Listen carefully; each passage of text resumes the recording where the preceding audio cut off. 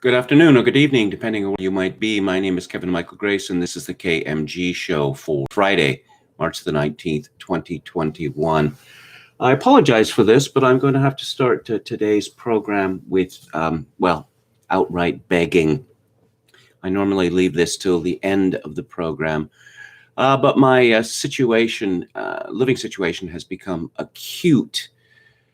I moved into this hotel room December the 17th, and it is currently paid for until the 24th of March, which is 5 days away. And I find myself several $100s short of making another monthly payment on this room. I suppose the question could be asked, and it's quite a reasonable question, why aren't I living in an apartment? Well, the difficulty there is that back at the beginning of 2017, January, I was evicted from the apartment where I lived over 10 years because the last job that I'd had, well, it was a part-time job, but it made enough money to keep me alive. With the Gold Report, they decided to fire all of their journalists and move close to an advertorial system. So that was the last job that I had. Now, I was living in an apartment in Victoria for a year and a half. I left this in April of last year.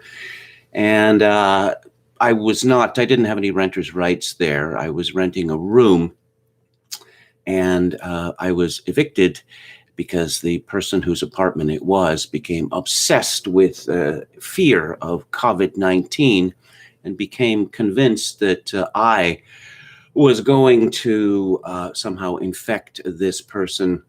And this person also became a hoarder, 40-pound bags of rice, enormous amount of foodstuffs put aside for the apocalypse, and my own hoarding was rather,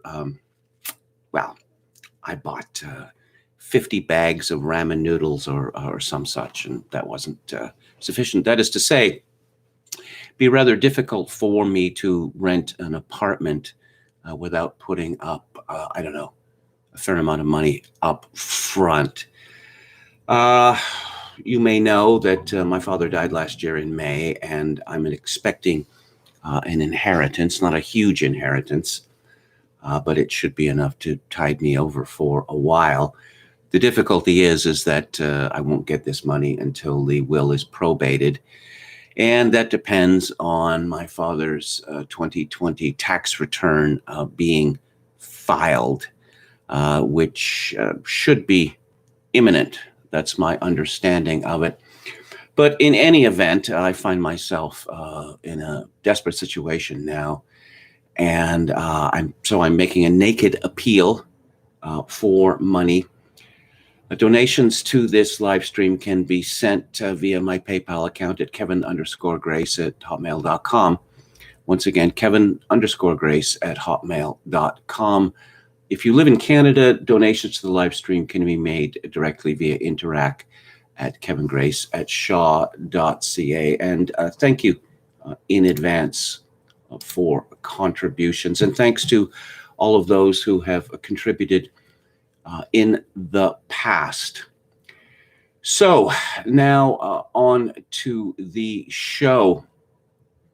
I spoke yesterday about an extraordinary story which has not been covered by any mainstream news outlet in Canada, not in the newspapers, not on the internet, not on the internet. I mentioned a piece on the postmillennial.com by Aaron Pearce, who is about a man called Robert Hoogland, who was jailed because his adolescent daughter, or barely pubescent daughter, decided that she was a he, and he did not hold with this, refused to use male pronouns, and he was found in contempt of court and jailed for it.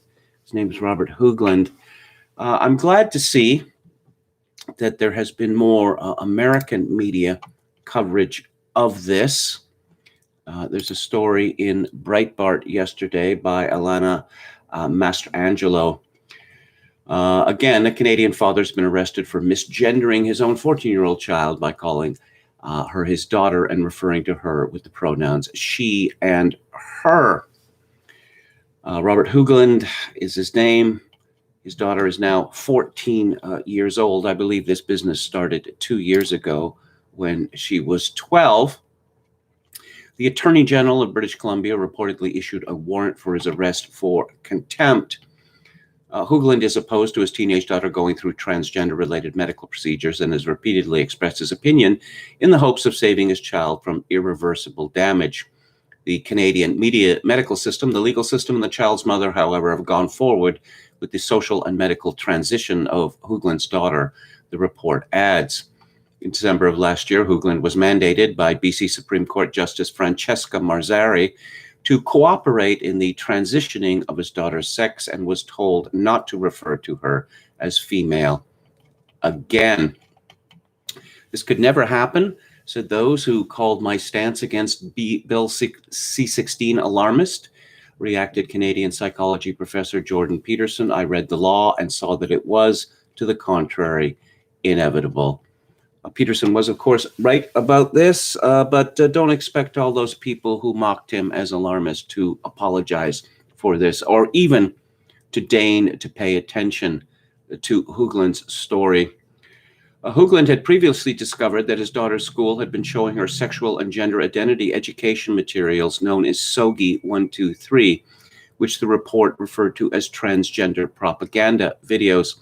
By the 7th grade, the school had changed his daughter's name in the yearbook without telling her parents and socially transitioned her with the input of gender ideologue psychologist Wallace Wong, of which more shortly, who advised the pubescent child to take testosterone. The report adds that Wong referred Hoogland's daughter to the endocrinology unit at the local hospital, and a treatment plan was put into action on her first visit. Oh, and I see that the video, which is included in the Breitbart story, has been removed by YouTube due to a legal complaint.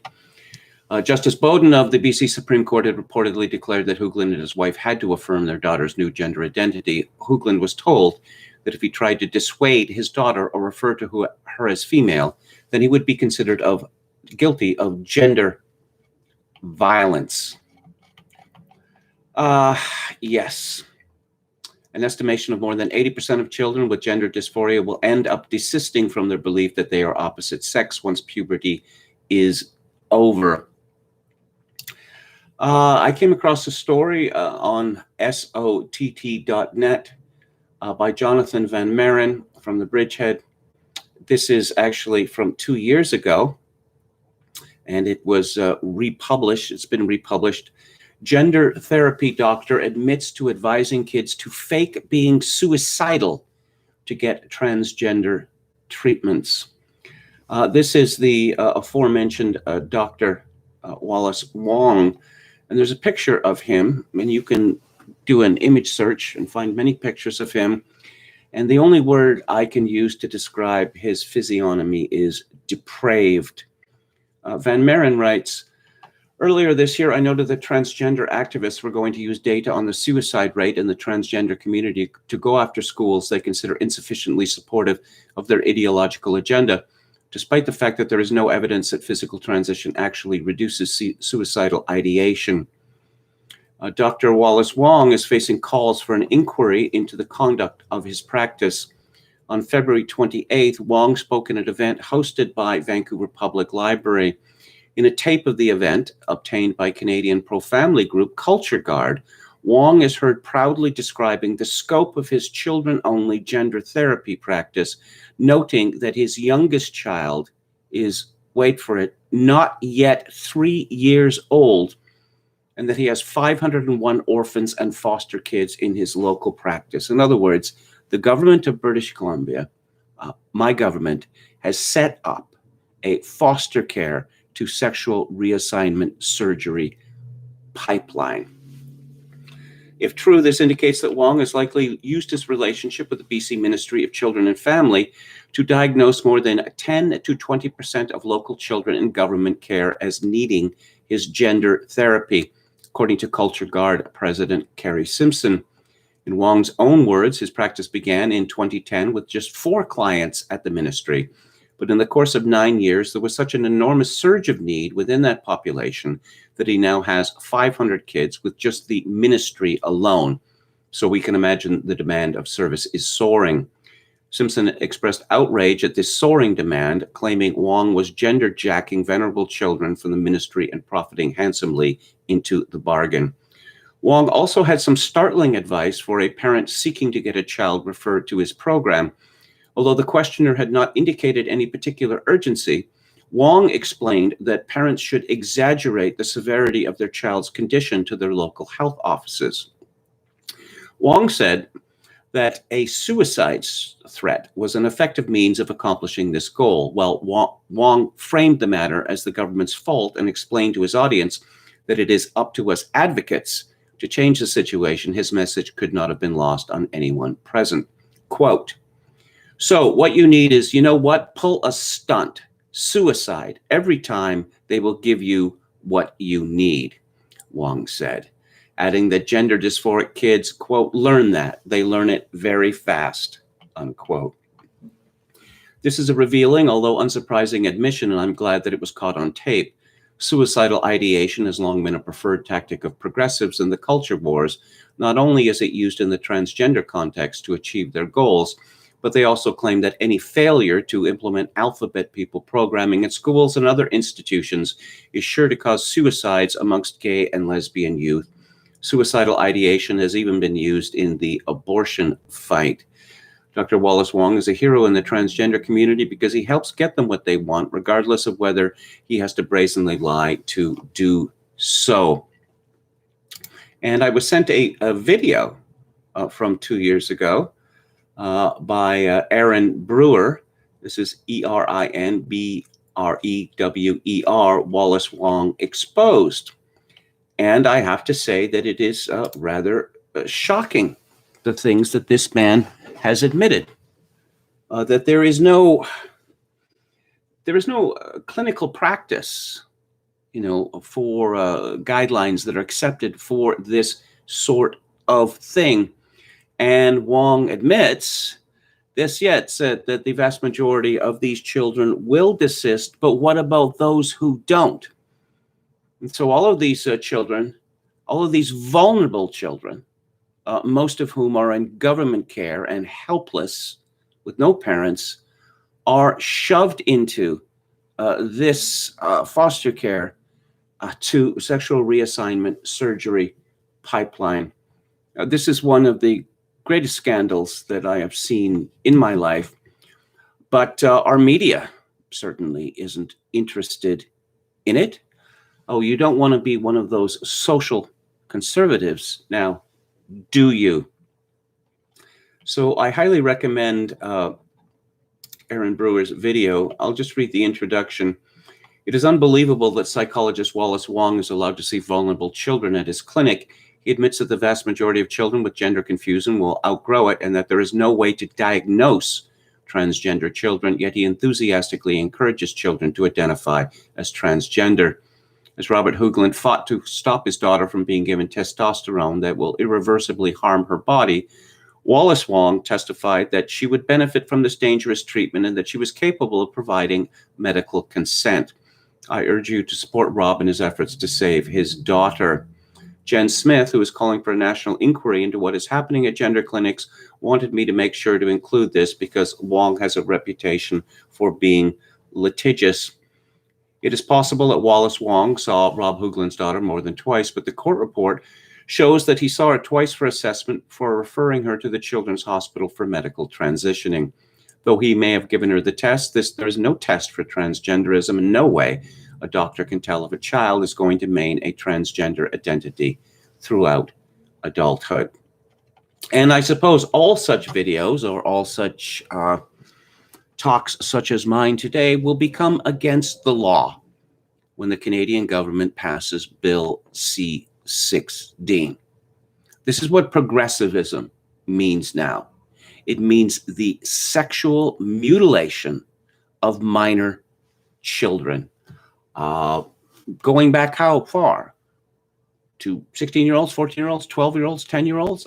Dr. Wong said at the Vancouver Public Library that he has one patient who is less than 3 years old. Now, it turns out that anyone who speaks out against this shocking and disgusting practice, war is declared on them. Jonathan Kay writes on Quillette yesterday about the campaign of lies against journalist Jesse Singal and why it matters. Kay writes, one of the odd-seeming aspects of progressive cancel culture is that many of the figures targeted by mobs aren't especially conservative in their views. Rather, the victims tend to be heterodox liberals who simply offer a dissenting opinion on one or more compartmentalized issues, since these liberal targets tend to operate in left-leaning professional and social milieus through which a mob can exercise leverage and demand concessions. There are numerous popular writers and broadcasters who promote deeply conservative themes without attracting any notice from cancel mobs, even as lifelong leftists within such niche genres as young adult fiction, alphabet people theater, and knitting trade journalism are excommunicated on the basis of minor verbal infractions. In some notable mobbings chronicled by Quillette, in fact, the targeted dissenter wasn't even offering an opinion per se, but merely highlighting facts we're all expected to ignore.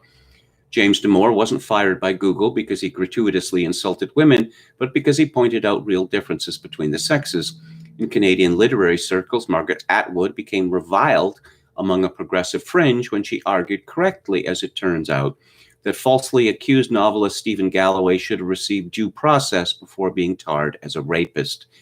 If you grovel enough, woke mobs might eventually forgive you for being wrong, but never for being right. On the issue of gender, a particularly interesting case, a study centers on Jesse Singal, a mild-mannered and amiable, I've met him, New York-based journalist, book author, and podcaster.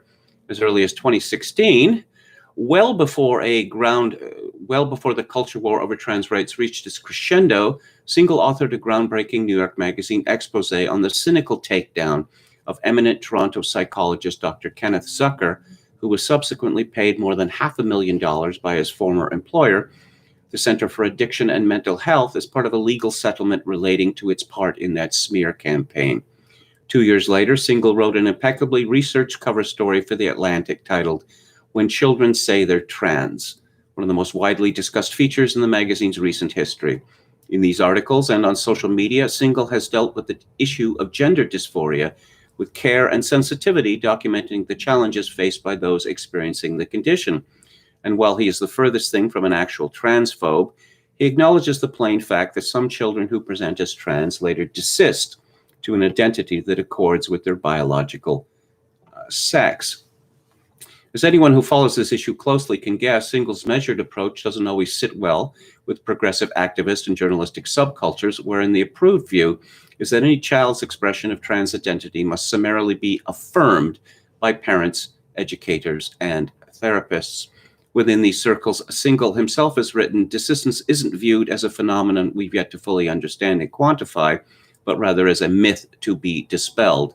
Those who raise the subject of desistance are often believed to have nefarious motives. The liberal outlet Think Progress, for example, referred to desistance research as, quote, the pernicious junk science stalking trans kids, unquote. But the evidence that desistance occurs is overwhelming. Yes, the idea of desistance is some kind of transphobic myth, has itself been shown to be a myth. In late 2020, British jurists upheld desister Kira Bell's claim that that country's Tavistock Institute and its Gender Identity Development Service had improperly rushed her through a medical reassignment process at age 16 without proper safeguards. At the age of 23, Bell is now recovering from the after effects of these treatments, including a needless double mastectomy, which the proponents of gender affirmation call top surgery, and confronts a lifetime of possible medical complications. What's happened with Single In is that there's an organized campaign to destroy his career and his life. For instance, a trans writer and activist named Julia Serrano, for instance, accused Single of slut shaming on the basis that he once linked to Serrano's own Daily Beast article about a trans woman's frustrations trying to date lesbians. Following the publication of Single's Atlantic piece, an enraged Serrano expanded the attack, suggesting vaguely that, quote, "I know several other trans women who've had similarly bad experiences with him," unquote. Samantha Riedel, another trans writer, situated Single's work within the machinations of a conspiratorial closed Google listserv in which a pernicious and concerted cabal of elite cisgender media figures seek to prevent authentic trans narratives from emerging. And it gets worse. Nicole Cliff of Slate tweeted that Single is obsessed with trans women. It's creepy, and that Single is weirdly fixated on trans women. And that Cliff can smell the trans-fixated grossness coming off that guy. And now there are all these claims without any evidence whatsoever that Single has been involved in the sexual abuse of trans people. In fact, there has now been the Brianna Wu, who you might have heard of, has made similar claims. And I believe that, over $30,000 has now been raised, that if Brianna Wu or any of these other people can give any evidence for these outrageous claims, then they will donate it to that person's favorite charity. But no, nothing yet. And I don't suspect that they will get anything. In fact, the American University professor who coined the term autogenophilia, he was met with similar outrageous claims in a deliberate and partially successful attempt to destroy his career and his life. There's no conversation with these people. I mean, this is a war that we are in, that you will allow your children to be sexually mutilated, or we will destroy you, or, perhaps throw you in prison even. Let's go to the chat. Hello to Dan, Popcaso88, Quachilango, Walrus Libertarian, Gandalf White the Second. Can you post your info in the chat? Okay, I'll do that. Just give me a second here. Sorry about this.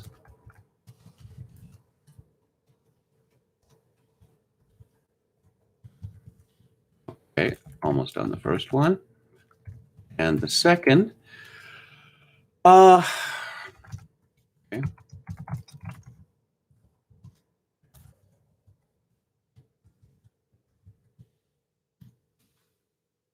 Okay, there we go. Thank you for that. Oh, all right. Okay. Change the pronouns. Yeah. Teddy Saginaw says Jordan Peterson and Gad Sad warned that this would happen. I remember back when homosexuality was legalized in Canada, and the argument was, these poor people, they're being persecuted. Why don't you just leave them alone in their bars? And certain people made claims. Certain people made claims about what was later called the homosexual and gay agenda, and this was shouted down as outrageous, disgusting, unspeakable, intolerable. All of those claims have turned out to be true. And in fact, as I've been saying for decades now, it's a funny thing about slippery slope arguments, that they all turn out to be correct. All of them. That when homosexual marriage was legalized in Canada almost 20 years ago, claims were made that trans would be next. No, this is outrageous. There is no connection between one and the other. Well, if there's no connection between one and the other, why do we have this initialism LGBT and all the rest of it, the alphabet people. If there's no connection? Faisal Goose says chemical castration should be suing the teachers, physicians. Jim Smith says, KMG, is it possible to just mail a money order envelope stamp USPS? It would be, but I wouldn't ask you to do that for the reason that I don't know where I'm going to be in 5 days' time, and it couldn't get there. It couldn't get to me soon enough.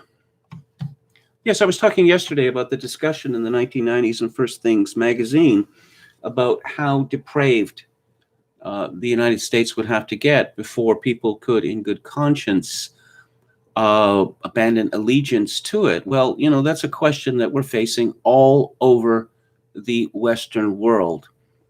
If you had predicted 10 years ago or 5 years ago that the sexual mutilation of children as young as 10 years old would become an unstoppable cultural force, well, you would have been called certifiable. Okay. What else do we have here? Popcasso88 says, just did an image search. Yeah, well, I should have given a warning there. Okay. Thank you for all the kind comments and promises of funding. Popcasso88 says the Searchers and Breakfast and Tiffany aired on TCM last night. Both had bumpers from 3 hosts discussing how problematic both films are. You've heard of the film director and writer John Milius, Red Dawn, Conan the Barbarian, etc. He's talked about his love of the Searchers, and he talks about the leader of the Comanche, Scar, who is the fellow who kidnaps Natalie Wood. And John Milius said when he was a boy he wanted to be Scar. Scar was a fearless man, and boys are attracted to that. Cecil Henry says, nice suit, KMG. Your discussion on the jail father last night was very powerful. The gender agenda is very destructive and malevolent. The network that was showing old Dean Martin roasts recently did the same. What with Bumper said and Run. Yeah, those old roasts, a little different from the newer ones. A few years ago, I saw this roast of William Shatner. It's always nice to see a Canadian make good. It was just disgusting. Absolutely disgusting.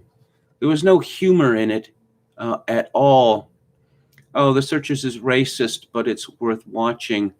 Well, John Wayne hates the Comanches, and the Comanches, they're not exactly peaceful people. I mean, they were fighting for their land, but the atrocities go both ways in The Searchers. And John Wayne is shown in that movie. I talked about it on Theater Thursday some months ago. He's shown in this movie to be, I don't know, sort of, on the verge of losing his sanity. He is a man possessed. Enron, Kevin is right. Buy the DVDs while you can. Amen to that. Teddy Saginaw says, makes a nasty comment about Jesse Singal. I really have to admire anyone in these days, who is willing to, I don't know, report the facts as they exist, because that doesn't, you don't see that much anymore. In fact, you don't see much reporting anymore. I'm going to be talking on the book club at 5:30 about Tom Wolfe's final novel, Back to Blood, and there's a lot of reportage in it. Tom Wolfe had a PhD from Yale University, but he started at a small town, or relatively small town, a newspaper. He was a reporter for several years, and I was a reporter for several years. And here's the thing.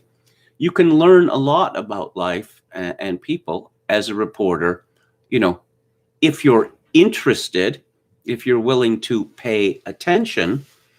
But the way I see it now, who are all these reporters? Oh, they are. They write stories about themselves and their miserable lives. Miserable because they're female, or miserable because they're immigrant or immigrant cohort, or miserable because they're alphabet people, or miserable because they are Muslim, etc., or miserable because they're suffering from bipolar disease, OCD, ADHD, or whatever. It's all me, me, me, me, me.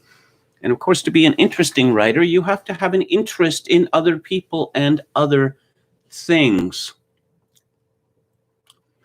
Matthew H., why doesn't Kevin just have a Patreon?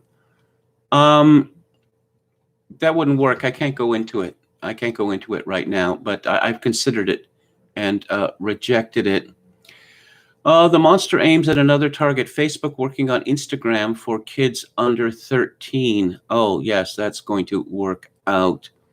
Upcasso88 says, Alicia Malone doesn't like The Searchers because it's too masculine, and still likes Breakfast at Tiffany's despite the racism and the idea that a woman needs a man to be happy. Well, it was written by Truman Capote, was it not? I know that the movie made George, is a homosexual character in the novel, but he is not in the movie. Oh, then she mentions how much she loves her cat, says Palcasso88. Kyle Smith. Kyle Smith. I should have mentioned this when I was talking about the Glenn Kenny's book on Martin Scorsese's Goodfellas, that Kyle Smith said, well, it's men. It's all about men. And these are men who haven't been given sufficient support from social services. Yeah, he actually wrote that. Kyle Smith, and needless to say, is a leading conservative. I watched The Valley of the Dolls before I finished last night's show. Excellent, says Head McNeck. Okay, there was a documentary on him that was free on Amazon at some time. John Milius? John Milius is a fascinating character. His boss at 20th Century Fox, Lawrence Gordon, they're both Jews. That Milius is ferociously right-wing. And Lawrence Gordon said to Milius, I don't believe you're a Jew. I think you're a goddamn Nazi. That's what he said. Have you considered an OnlyFans? Said Chogo666. Yes, I suppose it was inevitable that this would come up. Red Dawn is great, says Palpgasso88. Indeed, it is great. It is not a chauvinistic American movie. It is about patriotism, and it would work just as well. I don't know if it were set in Cuba or the Soviet Union or anyone else. What's the difference between us and them? We live here.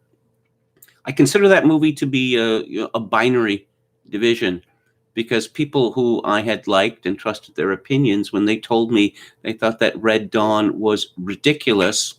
Oh, I thought people fighting for their country is ridiculous. Is it? Well, I could never really take those people entirely seriously. Again, Hetman Gick says Patty Duke was wonderful. Yes, I think so. Visionary Companion says, just watch the doc about Danny Fields. A bit troubling, but illuminating. Yeah, I'd always liked Danny Fields. He was the co-manager of the Ramones, and he managed Iggy Pop, or got him signed. And then I read what was it, John Holstrom's Oral History of Punk Rock, and then I had a very different opinion of Danny Fields. Predator. I don't think there's any other way to put it. And all this disgusting stuff in that book about, these good-looking boys would show up in New York City, and, you want to get them really drunk or ply them with drugs, and then you could have your way with them. Really appalling, by the way. Chokokin 666, I love Beyond the Valley of the Dolls. It's so absurd and fun. I don't know. It seems rather curdled to me, but perhaps because of my age, Milius, yes, he brought a gun to meetings with the studio execs. Never get off the boat. That's from William Hicks. Head McNeck says, I wish Jennifer Grey hadn't chopped off her nose. She was far cuter with it. She was on a show, an unsuccessful sitcom called, what was it called? Oh, Well, or It's Like That, or Like, Well, And the conceit about her character is that she's Jennifer Grey, and since she had a nose job, nobody recognizes her anymore, and her career rather disappeared. Popcasso 88 says Siskel and Ebert hated The Burbs. Siskel said it was a ripoff of the Belushi movie Neighbors. Yeah. Belushi's pretty good in that movie. But Dan Aykroyd, how many movies has that guy ruined? He does the same thing in every movie. That since he has so much power in the movies that he's in, he's just going to become a bore. He's going to talk about, auto mechanics, or just go into the minutiae of anything that strikes his fancy and drone on and on and on about it. Okay, The Burbs was hilarious, says Buddy. Well, it's one of my very favorite films. I mean, it's just so many huge laughs in it. I guess my favorite is the fake 3D stuff with the femur. It's a bone, femur bone. And Rick Dukeman says, what, did you think that this thing came from a chicken? Oh my God, it's Walter. And the camera pushes in and out and pushes in and out as they scream. Yeah, Conehead, says Facile Goose. Ugh.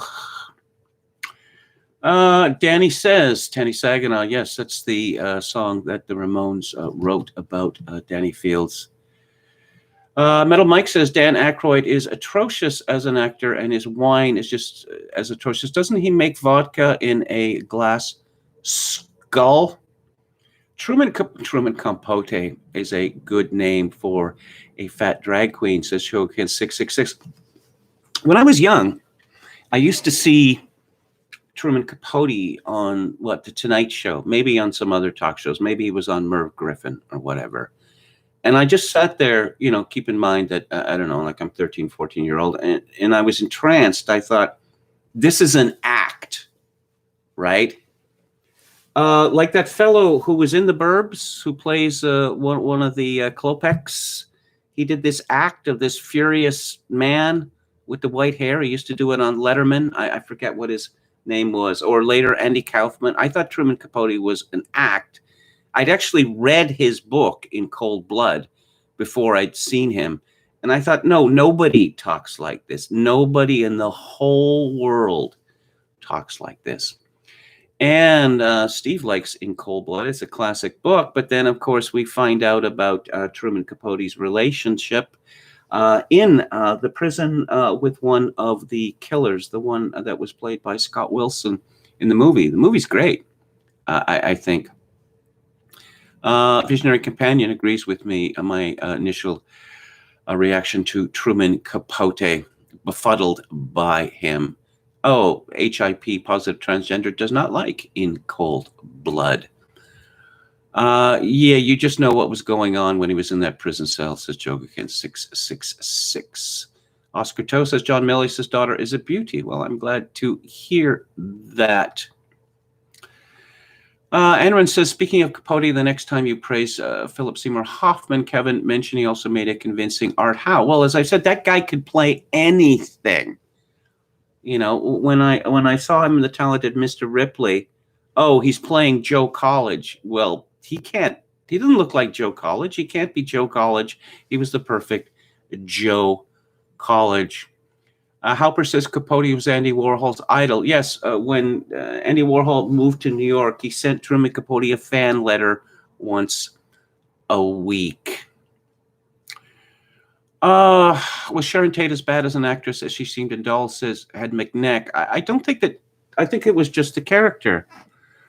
I think good looks, low self-esteem as Mark famously said on Peep Show. This was a woman who was persuaded that she was worthless. She had this great body and great face and great hair, but yeah, you know, a dime a dozen. Actually, women who look like that are not a dime a dozen, but she was just beaten down by the industry. PSH was great in doubt, says Half Galatian. Indeed, he was, and that's a fine movie, which has not got as much recognition as he deserved. I thought Matt Damon was terrible in Ripley, says Anran. I thought he was quite good, actually. I'm struck by Matt Damon that he's not an actor who has made a lot of rubbish movies or movies which were obviously rubbish. That is to say that he's like Leo DiCaprio. He's never sold out. John Malkovich made a much more convincing Ripley, says Anne Run. Yeah, let's get back to it here. What am I going to talk about next? Oh, I like this story. It's from Unheard, and it's called How Celebrities Became Irrelevant. Hey, do you remember at the beginning of the COVID hysteria, Tom Hanks and his wife, Rita Wilson, they were in Australia, a country that, given that it's an island at the bottom of the world, has not had very much COVID, but strangely enough, they show up in Australia and they both get COVID. Strange, wouldn't you say? And then Tom Hanks becomes some sort of ambassador that he's going to, his blood is going to be used for some heroic purpose. Nothing came of that, did it?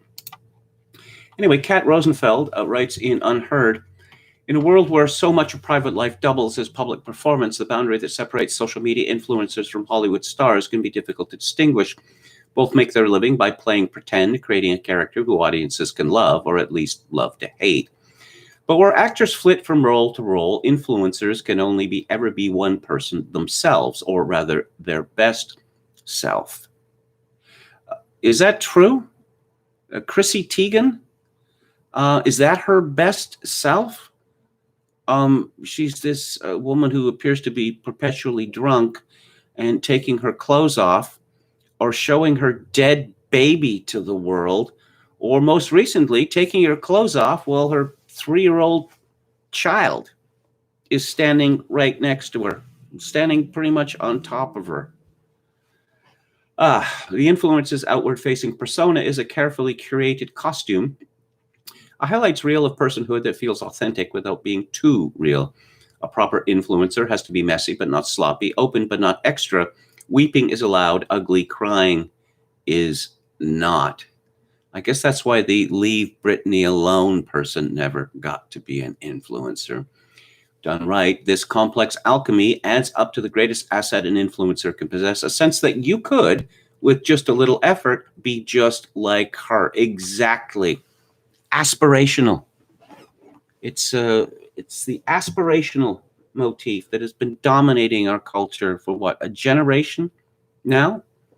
You ever wonder why Michelle Obama is so popular, so genuinely popular, that women look at her and decide, I could do that. That is to say, she's never accomplished anything in her life, but she married the boss. And now she's rich and lives a fabulous life, and everyone loves her. Oh, she's talking about retiring. Retiring from what? Megan Mertz is another example. Women look at her and say, I could do that.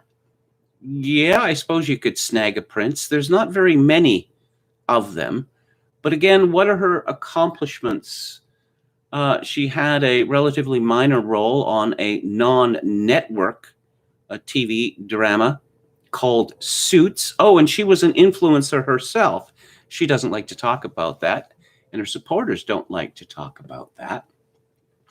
It's called relatability, and it's harder than it looks. Sarah Jessica Parker is another example of this.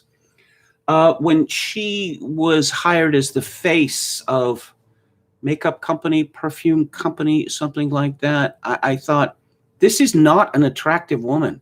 Not at all. And despite the fact that she's had extensive plastic surgery, if you want to know what she really looks like, check out YouTube videos of that show called Square Pegs that she was on when she was 17 or 18. I have to give Sarah Jessica Parker some credit. She has appeared in several movies where she plays an idiot or a crazy person, and as in David Mamet's State and Maine. She's quite good in that. Making Mr. Right, she's good in that too. In retrospect, the Imagine video might have been the first worst lesson to celebrities everywhere about how tricky the job of an influencer actually is. It happened exactly 1 year ago. As countries all over the world started locking down, trapped at home, their work deemed inessential, a group of a dozen A-list actors could think of nothing better to do than contribute to an ensemble performance of John Lennon's Imagine, that loathsome song. That's my judgment, not Kat Rosenfeld's. The resulting video was posted to Instagram by Wonder Woman star Gal Gadot, packaged as a show of solidarity, a declaration that we're all in it together. As for whether it had the intended result, well, Gadot said that it best. I can only say that I meant to do something good and pure, and it didn't transcend. The desperation of the Imagine video is uncomfortable but also understandable, a response to the upheaval of celebrity culture writ large amid a global pandemic. Before 2020, the fascination with celebs was sustained by their ubiquity. There was always a new film to anticipate, a new show to check out, and the entertainment industry was the sun around which our culture and cultural discourse revolved. But with cinemas shuttered and concert venues closed, the stars were suddenly out of sight and increasingly out of mind. Without the Hollywood hype machine constantly reminding us to care about what the celebs were up to, it turned out that we didn't think much about them at all. Well, again, I'm thinking of Chrissy Teigen, who used to be a model, a swimsuit model, a lingerie model, not a catwalk model. She hasn't done that for quite some time. I suppose she gained rather a lot of weight. Now, they have plus-size models now in Sports Illustrated and elsewhere. But modeling is work, and it's not easy either. It's a highly narrow and stylized form of acting.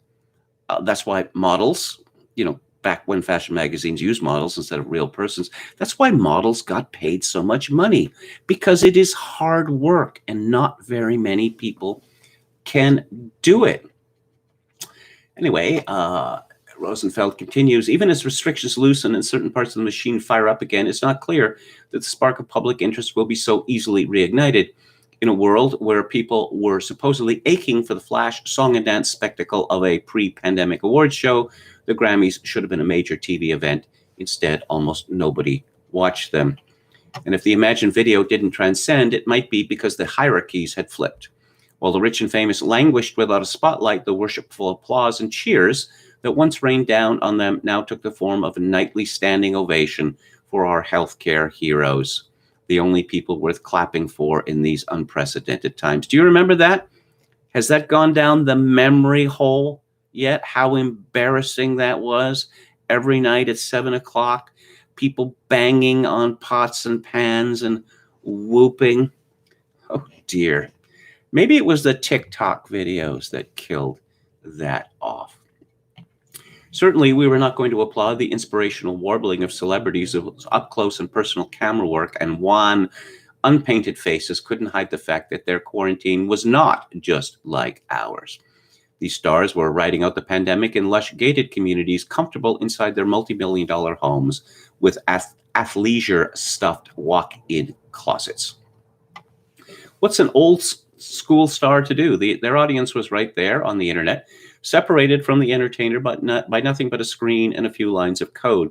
But without a scripted story to facilitate the connection, no producers or editors or PR people to give it that Hollywood sparkle, it's easy to see how actors like the ones in the Imagine video thought they could perhaps assume a different sort of role in the pandemic. If not cheerleaders, then thought leaders, even moral authorities. And here, witness the second most cringeworthy celebrity ensemble effort to emerge during COVID, the I Take Responsibility video centered on last summer's Black Lives Matter protest. They could get down with the people. They could connect directly with their fans. They were already pros at pretending to be somebody else. How hard could it be to play the role of yourself? they could be, yes, relatable. Remember, it's harder than it looks.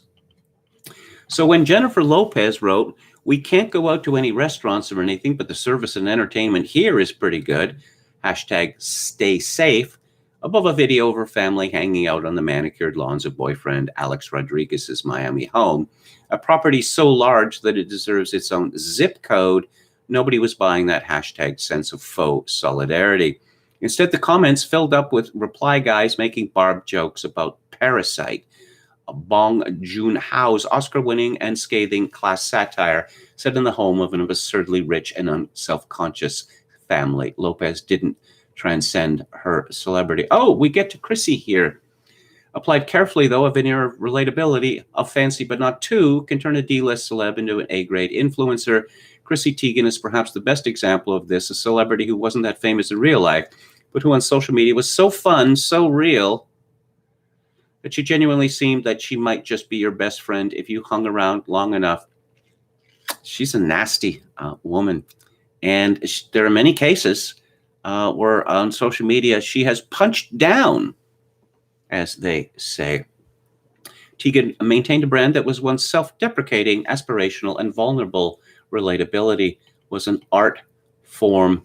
Like all good art, it made people feel. At the start of the pandemic, Teigen had a Twitter fan base whose loyalty rivaled that of much bigger stars, spurred not by hero worship, but rather the sense of intimacy cultivated by her posts. Last May, she claimed to be so wounded by some intemperate comments from New York Times food writer Alison Roman that she could barely look at a shallot without weeping, and we believed her, notwithstanding that said shallots were presumably sat upon the counter of a $500,000 bespoke kitchen in a very swank part of Malibu. But when Roman lost her job over the controversy, Teigen claimed also to be wounded by this, which is certainly not what she wanted, and we believe that too. I don't believe it. This was the influencer at her best. As the pandemic wore on, even Teigen overstepped when she opened up on Twitter about an embarrassing moment when she and Legend accidentally ordered a $13,000 bottle of wine. Even her most dedicated fans revolted. The veil had slipped. We'd seen too much. I'm on Team Alison Roman. Celebrities, oh, I'm a chef now.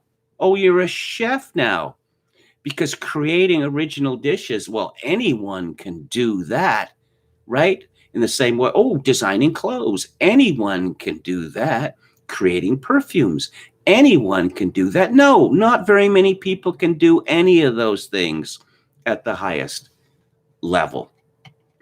Teigen got to be famous and fairly rich, and then she married a rich musician. What? Because of her body. That's not enough for her. No, she has to pretend to be a chef. I'll just add, I think I said something similar yesterday, the day before. You know, if you go to the Daily Mail site, the entire right column is called Female.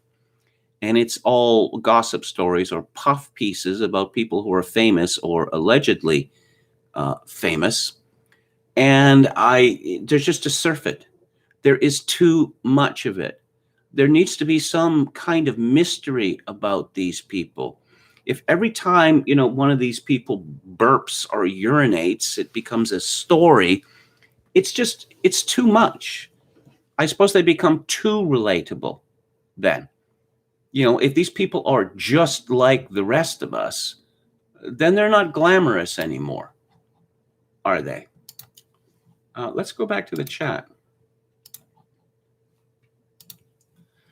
Intimacy is overrated, says Chogokin666. Well, that's an interesting observation.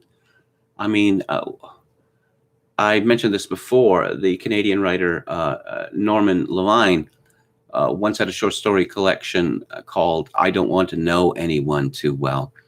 Well, the question is, how well can anyone know any other person? Did Chrissy Teigen joke about pedo stuff on Twitter, says Gandalf White II. I don't remember that. I've just been overwhelmed with Chrissy Teigen stuff over the last few years. She's really a non-entity with an unpleasant personality, but she is important to the culture. And that's why I pay attention. And again, when she showed pictures of her dead baby on Instagram, I thought, okay, we've crossed that line now. I like Alison Roman's cooking videos. Shot very well, says Half Galician. Let's see. Everything in this society is overexposed, says Gandalf White II. It's like a heat lamp on a roach's nest, and the celebrity culture of Hollywood and all who populate it are one big roach's nest. Actually, Tiger Feet is the worst song ever. Imagine is number 2. Tiger Feet, I don't know that I'm familiar about that, actually. Enron says SJP is more equine, AOC is more jackass. Are they equine too? Well, yeah, half. Yeah, this criticism of a woman's look, horse-faced, I'm rather conflicted about that because horses are very handsome animals, and as a rule, people like looking at horses. Intellectually, John Lennon was a plotter, and the lyrics, imagine, are indicative of a puerile adult's resentment, says Visionary Companion. Yes, scratch a sentimentalist and you'll find a cynic, as they say. A Plastic Ono Band record, it's just him ranting against Paul McCartney and, oh, I've got Yoko Ono now, and I don't need God. It's just Yoko and me, and just lashing out in every direction. But of course, John Lennon was such a humanitarian. Yes, he supported the IRA, and he supported the infamous Michael X with money, and then he got shot to death. Of course, John Lennon believed in instant karma too, did he not? Paul, forgive me if I get this name wrong. It's difficult to see. Was it Racine? Recently said to my brother, only half joking, that if ever it comes to it, I hope we go out like brothers Swayze and Sheen. A very touching ending to that film, I must say. Okay, and oh yes, I've talked about culling the week. 2020 being the year of culling the week, and this is intensifying. This is from the BBC. Individuals' human rights may have been breached in more than 500 cases where do not resuscitate decisions were made during the COVID pandemic, the Care Watchdog for England has said. The Care Quality Commission is calling for improvements to care planning. 508 DNAR decisions made since March 20 were not agreed in discussion with the person or their family, a report found.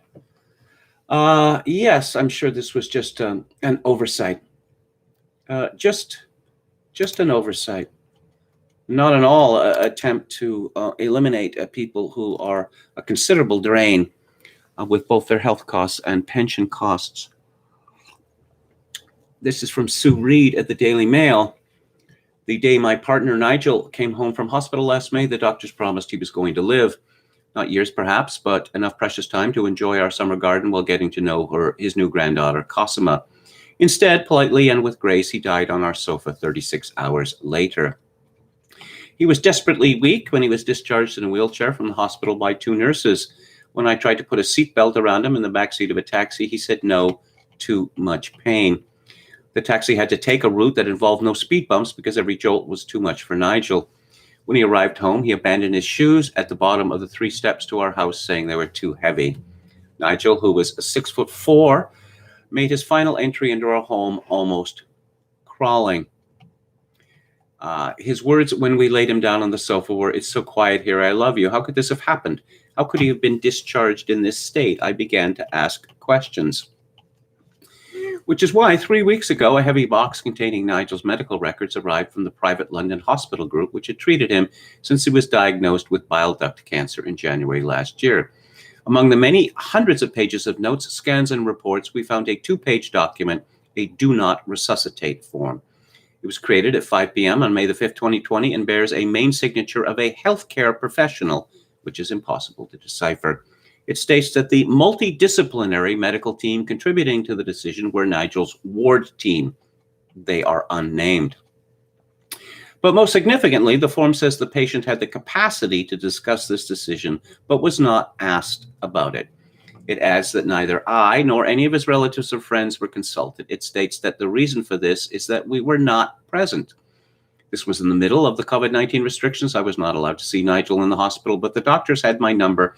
And when I talked to Nigel in his room, sometimes 18 times a day, he would put me onto them if they were. Why was Nigel, who had his wits about him still, not consulted? Why wasn't I? Of course, Nigel was very ill, and I understand why a DNAR notice was considered. But whatever the good intentions of his consultants, to have it applied secretly and without our consent is deeply shocking and upsetting. 6 months after Nigel died, and before we found his notice, I discovered that many hundreds, if not thousands of people had also been given diktats ruling they must not be revived from cardiac or respiratory failure. Again, without their consent or consultation, whether in the NHS or in private hospitals or in the community. And we have a story or an op-ed from Jeremy Hunt in the London Telegraph. The do not resuscitate scandal must be addressed at the very top. The pandemic has brought with it a blizzard of regular health statistics, tests completed, arms jabbed, R rates, hospital admissions, and beds occupied. Sometimes, alas, the loss of human life can become another one of those numbers, eerily echoing Stalin's comment that one death is a tragedy, but a million deaths is a statistic. We have lost 126,000 people to COVID, and the scars for many families will take years to heal. But even though many of these have been unavoidable, the Care Quality Commission report saying that 508 do not resuscitate orders were put in place without any discussion with the patient or their family was a truly shocking breach of human rights. Not in a handful of cases, but in several hundred instances, a decision was made, taken above someone's head, that no attempt should be made to get their heart going again if stopped. The pandemic has brought about a significant increase in the number of DNR decisions being applied overall. With more people ill, that is perhaps to be expected, but NHS guidelines are clear that they should never be issued in a blanket way and only ever with the consent of patients and families. I salute the robustness of the regulator, the CQC, which now has the independence and freedom to speak out about such issues, but transparency is only valuable if it prompts change, which is what we now urgently need. Well, DNRs and increasingly hospices are a form of euthanasia. And as we have seen, beginning in Netherlands, whenever euthanasia of any kind is instituted, it quickly becomes involuntary, and involuntary on a large scale. And yes, this is an interesting point of view in the wake of the Sarah Everard murder. This is from Madeline Armstrong at thecritic.co.uk. Why was Sarah Everard walking such a long distance alone at night? Why did a predator think that he could get away with abducting her from a main road in central London? Why was there no one around to stop him? These are the obvious questions that most journalists have neglected to ask. The answers are, of course, that there was no place for Sarah and her friends to meet that wasn't miles away. The use of public transportation was officially discouraged. Shops were closed, everyone was at home, and the streets were deserted. So accustomed are we to this bleak reality that we have failed to acknowledge the extraordinary circumstances that contributed to Sarah's death. Most of the reports of Sarah's journey emphasize with astonishment that she was walking through some of the capital's most populated, brightly lit, and well-walked parts, traversed by hundreds of women every day. But these areas were unusually quiet on the night Sarah disappeared. A journey that should have been safe was made perilous by the absence of people. This tragic, horrific murder has been blamed on many things: rampant misogyny, a corrupt police force, and ambiguous structural failings. Abuse of power comes as no surprise, is the Me Too slogan unsheathed in Reclaim These Streets protest. The fact is, this is surprising. It is absolutely shocking. Nothing like this has happened in the UK in recent memory, and the chances of being abducted from a main road by a stranger are vanishingly small. Extremely generalized and misguided accusations have obscured the awful truth. Violent men have taken advantage of lockdown to prey upon women. The UN has called this the shadow pandemic. Violence against women in every form has intensified since the beginning of the pandemic. Every single one of the exacerbating factors listed in their study is the result of lockdown. Isolation with abusers, restrictions upon movement, and deserted public spaces have all placed women in grave danger. In the first month of the pandemic, the number of calls to the National Abuse Hotline in the UK shot up by 65%, and calls to the Refuge helpline for victims by 120%. Tens of thousands of women have been added to an already long list of victims of domestic abuse. Women are trapped in their homes, exposed in the streets, and nothing will measurably improve until the end of their cruel confinement. Well, yes. You see, when you make a decision, say, for a lockdown of varying severity, typically you look at the benefits and the costs. No, our elite only looked at the supposed benefits of this. And the costs, the smashing of economies everywhere, is treated as some sort of surprise. Or why did this happen? Oh, it was COVID-19 smashed the economy and smothered society. No, it was not COVID-19 that did that. It was our hysterical, panicked response to it that was responsible for that. But don't hold your breath waiting for anyone to be held accountable for this and all of the unnecessary deaths from cancer, diabetes, heart disease, etc. No one will ever be held accountable for this. From Reuters, France imposed a month-long lockdown on Paris and parts of the north after a faltering vaccine rollout and spread of the highly contagious coronavirus variants forced President Emmanuel Macron to shift course. Yes, third wave. So what are you up to, the fourth, fifth, sixth, seventh wave now? And lockdown after lockdown after lockdown. Seems like these lockdowns haven't worked. But just as socialism never worked, and the solution to failures of socialism was always more socialism. And yeah, that's what we're going to get. Finally, following the science, for once, the CDC reduces the recommended social distancing for school children from 6 feet to 3 feet. Oh, but wait. Randy Weingarten complains, look, you need to have all the mitigation strategies in place before you can actually have a conversation about distancing. Teachers still want and need 6 feet, especially because many districts haven't been able to meet other guidelines. Yeah, you see, schools, they're really all about the teachers. The students, surplus to requirements, as we have found over the last year. And Rand Paul, yes, he's become a COVID hero, at least to me. Welcome to day 367 of 15 days to flatten the curve, he said. He also accused Dr. Anthony Fauci of promoting health theater by demanding that those already immune to COVID, either through vaccine or from prior infection, continue wearing masks.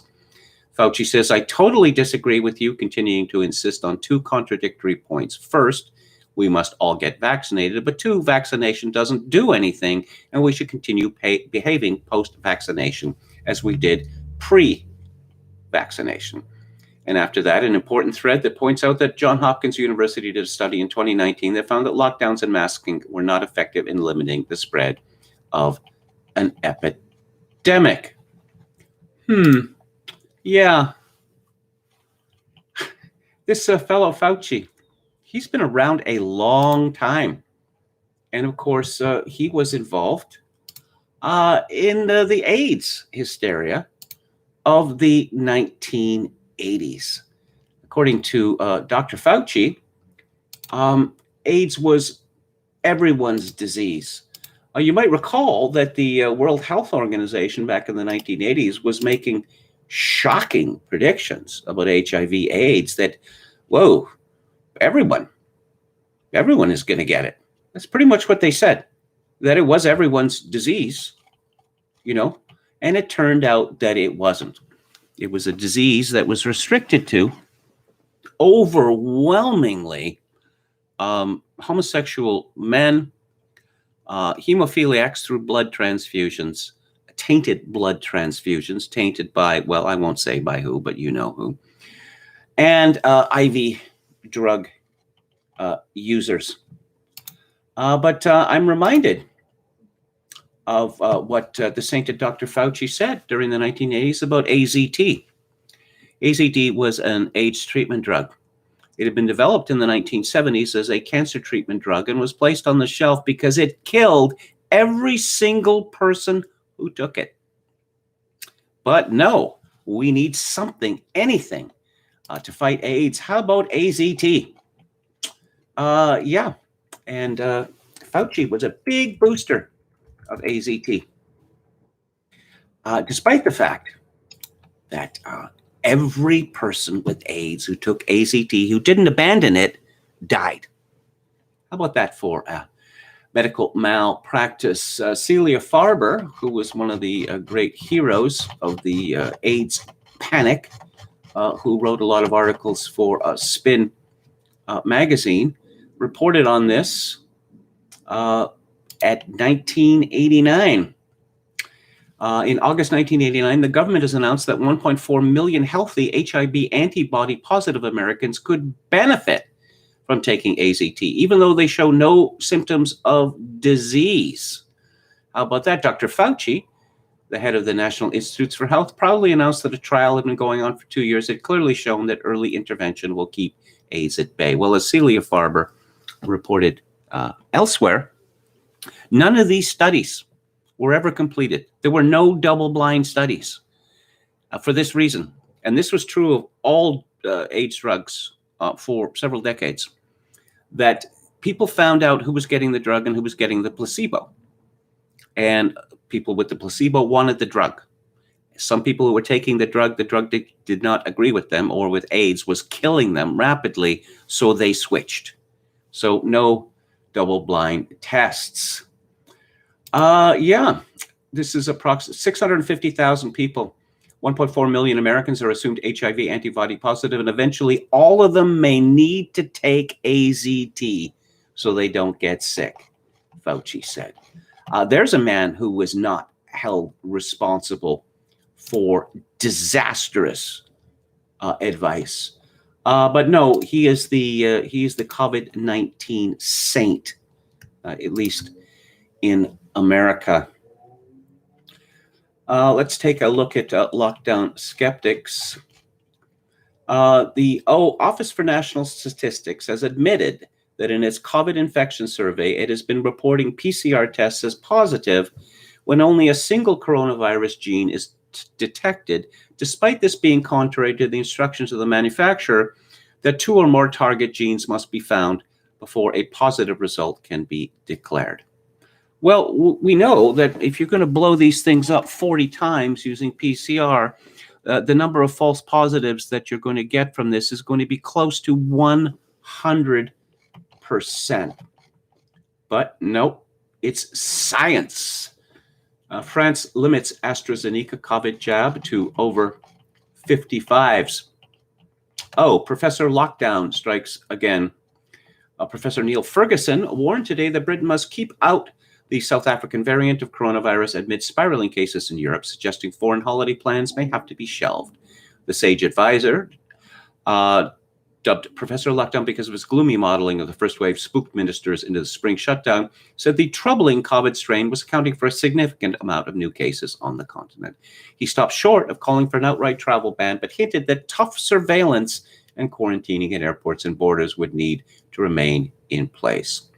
The Mail noted that Professor Ferguson is assuming that vaccines are our only protection against infection from SARS-CoV-2.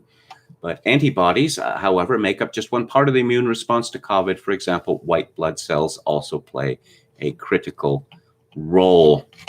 And a new anti-lockdown party in Britain is seeking candidates because neither the Conservatives nor Labour, nor the Lib Dems, nor the Green Party, well, there's no resistance there to the sanitary dictatorship. COVID certificates under consideration for large events. British government is considering them, despite having denied many, many times that they would do that. British government borrowed £19 billion in February, pushing national debt up to £2.13 trillion. And does anyone believe that this money is going to be paid back? I don't. We're all supposed to, pretend that we believe it is going to be paid back. Bill de Blasio, who still, strangely, is mayor of New York City, I'm ordering cops to start frightening people if they engage in legal behavior, which their tyrannous religious cult government nevertheless finds to be blasphemous. This is from Ace of Spades. He means thought policing. He means morality police. He means knocks on the door expressly designed to intimidate you if you engage in legal free speech he doesn't like. Yes, here's a direct quotation. I assure you, if an NYPD officer calls you or shows up at your door to ask about something you did, that makes people think twice, and we need that. I think that has an educating impact on people. I think that has a sobering impact that we need, unquote. One of the impacts that it would certainly have is that it would lead to the public hating policemen even more than they do already. But, I was talking about costs and benefits. No, none of this is thought through anymore. This is from the Daily Wire. A group of current and former teachers and others in Loudoun County, Virginia, compiled a lengthy list of parents suspected of disagreeing with school system actions, including its teaching of controversial racial concepts, with a stated purpose in part to use hackers to silence parents' communications and expose these people publicly. Members of a 624-member private Facebook group called Anti-Racist Parents of Loudoun County named parents and plotted fundraising and other offline work. Some used pseudonyms, but the Daily Wire has identified them as a who's who of the affluent jurisdiction outside D.C., including school staff and elected officials. Do you think I was exaggerating when I said there's a war going on? No, I wasn't exaggerating in the slightest. What does an idiot have to say about all this? This is from Ian Hanchett at Breitbart. On Thursday's CNN Tonight, host Don Lemon said that if he was fully vaccinated, he's not going to get rid of his mask because I care about other people. I care about something more than myself. What a good person you are. Such as people who have chosen not to get vaccinated and ask, why don't you be a patriot? Why don't you just be a decent human being and stop trying to be so negative and get Dr. Fauci or Joe Biden? Biden is doing a fantastic job when it comes to the pandemic. He's saying all the right things. He's doing all the right things. This is not about being selfish. Hey, I've got mine, you get yours. That's what people are saying. So if I get the shot, let's say I'm fully vaccinated tomorrow, I'm not going to run out and flaunt it and take this mask and just throw caution to the wind. I'm going to burn it. You know why? Because I care about other people. Why? I'm a thinking, compassionate, empathetic person, and I just don't have politics at the top of my head. Yes, that's why Don Lemon, was so dispassionate with regards to President Trump. Yes, it's your patriotic duty to support Joe Biden. It wasn't, to support Donald Trump because he's Orange Bad Man, because he is worse than Hitler. And I'm going to shift gears here and return to James Burnham's The Machiavellians. And we are getting to the last section of the book, which is a summary of the teachings of the Machiavellians, defenders of freedom. These are the points, the main points. This is what Machiavellian is in point form. Number one, an objective science of politics and of society, comparable in its methods to the other empirical sciences. Such a science will describe and correlate observable social facts, and on the basis of the facts of the past, will state more or less probable hypotheses about the future. Such a science will be neutral with respect to any practical political goal. That is, like any other science, his statements will be tested by facts accessible to any observer, rich or poor, ruler or ruled, and will in no way be dependent upon the acceptance of some particular ethical aim or ideal. Number two, the primary subject matter of political science is the struggle for social power in its diverse, open, and concealed forms. Oh, I should mention the contrary view to the objectivity in number one. Contrary views hold that a science of politics is not possible because of the peculiarity of human nature or for some similar reason, or that political analysis is always dependent upon some practical program for its improvement or destruction of society, or that any political science must be a class science, true for the bourgeoisie, but not for the proletariat, as, for example, the Marxists claim. Contrary views to the idea of political science being the struggle for social power, hold that political thought deals with the general welfare, the common good, and other such entities that are from time to time invented by the theorists. Number three, the laws of political life cannot be discovered by an analysis which takes men's and words' beliefs, spoken or written, at their face value. Words, programs, declarations, constitutions, laws, theories, philosophies must be related to the whole complex of social facts in order to understand their real political and historical meaning. The contrary view pays chief attention to words, believing that men say they are doing or propose to do what they are saying or propose to do, or have done is the best evidence for what they actually do. Only a child could believe that. Number four, logical or rational action plays a relatively minor part in social and political change. For the most part, it is a delusion to believe that in social life, men take deliberate steps to achieve consciously held goals. Non-logical action, spurred by environmental changes, instinct, impulse, interest is the usual social rule. The contrary view assigns an important or the primary place to rational action. History is conceived as the record of the rational attempts of men to achieve their goals. Let's look at COVID-19. We know, say, to give one example, in Britain, they had a plan. They had a plan for a respiratory epidemic, and it did not involve locking away healthy people. This has never been done before. Pretty much everything that has been done was not in their plan, which was well thought out and planned over years. And a year ago, this was all thrown out the window. It was thrown out the window all over the Western world. Is it time to panic? Yes, it's time to panic. So what do we do? Well, the opposite of what we've done before, obviously. We smash the economy and we smother society because that shows that we're doing something. Oh, we got to flatten the curve. That was a year ago, and we're still flattening the curve. Oh, well, we got to have another lockdown, or in my own case in Victoria, St. Patrick's Day revelers will have to stop at 8 p.m. because of the scientifically proved correlation of, binge drinking on March the 17th to COVID spread. Number five, for an understanding of the social process, the most significant social division is to be recognized between the ruling class and the ruled, between the elite and the non-elite. Contrary views either deny that such a division exists or consider that it is unimportant or believe that it is scheduled to disappear.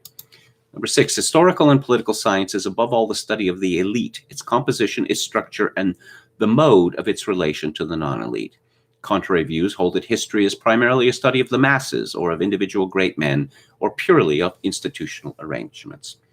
Seven, the primary object of every elite or ruling class is to maintain its own power and privilege. Again, I think you'd have to be a child to disagree with that. But the contrary view holds that the primary object of the rulers is to serve the community.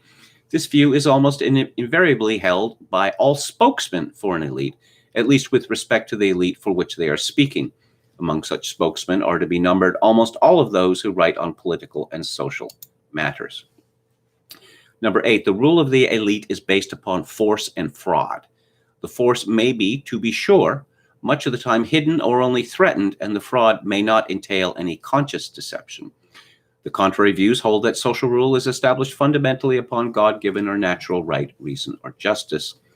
Number nine, the social structure as a whole is integrated and sustained by a political formula, which is usually correlated with a generally accepted religion, ideology, or myth. Contrary factors hold either that the formulas and myths are truths and that they are unimportant as social factors. Number 10, the rule of an elite will coincide now more, now less with the interests of the non-elite. Thus, in spite of the fact that the primary object of every elite is to maintain its own power and privilege, there are nevertheless real and significant differences in social structures from the point of view of the masses. These differences, however, cannot be properly evaluated in terms of formal meanings, verbalisms, and ideologies, but by A, the strength of the community in relation to other communities, B, the level of civilization reached by the community, its ability, that is to say, to release a wide variety of creative interests and to attain a high measure of material and cultural advance, and C, liberty, that is the security of individuals against the arbitrary and irresponsible exercise of power, such as we've seen over the last year. Contrary views either deny that there are any significant differences among social structures or, more frequently, estimate the differences in formal or verbal terms by, for example, comparing the philosophies of two periods or their ideals. 11, two opposing tendencies always operate in the case of every elite. A, an aristocratic tendency whereby the elite seeks to preserve the ruling position of its members and their descendants and to prevent others from entering its ranks, and B, a democratic tendency whereby new elements force their way into the elite from below. Though few views would deny the existence of these tendencies, some would maintain that one of them could be suppressed so that an elite could become either completely closed or completely open. Number 12, in the long run, the second of these tendencies always prevails. From this, it follows that no social structure is permanent and no static utopia possible. The social or class struggle always continues, and its record is history. Contrary views conceive a possible stabilization of the social structure. The class structure, they say, yes, possible stabilization of the social structure, the end of history that we heard so much about a generation ago. The class struggle, they say, can and should be eliminated in a heaven on earth or a classless society, in understanding that the elimination of the class struggle would be the elimination of blood circulation in the individual organism, while no doubt getting rid of many ailments at the same time mean death. 13, there occur periodically very rapid shifts in the composition and structure of elites, that is, social revolutions. And contrary views either deny the reality of revolutions or hold that they are unfortunate accidents that could be readily avoided. It may be remarked that these Machiavellian principles are much closer to the more or less instinctive views of practical men who are themselves active in the social struggle than to the views of theorists, reformers, and philosophers. This is natural because the principles are simply the generalized statement of what practical men do and have been doing, whereas the theorists, most often comparatively isolated from direct participation in the social struggle, are able to imagine society and its laws to be as they would wish to have them. In terms of these Machiavellian principles, I shall now analyze three problems. What is the nature of the present historical period? What is the meaning of democracy? And can politics be scientific? And I will have more to say about this next week. Before I move on to the book club, I want to mention an absolutely preposterous essay by Anne Applebaum in The Atlantic. The science of making Americans hurt their own country. So who are the people hurting America? I could come up with a list, but no, it's the Russians. Yeah, it's the Russians. Of course it's the Russians. It's always been the Russians. Back when, Russia was conflated with the Soviet Union, it was them. The Soviet Union was formally dissolved in 1991. And what was once, an empire lost an enormous amount of its territory and its power and its wealth. But no, it's Russia. Not a sparrow falls from a tree in America without the Russians being involved somehow.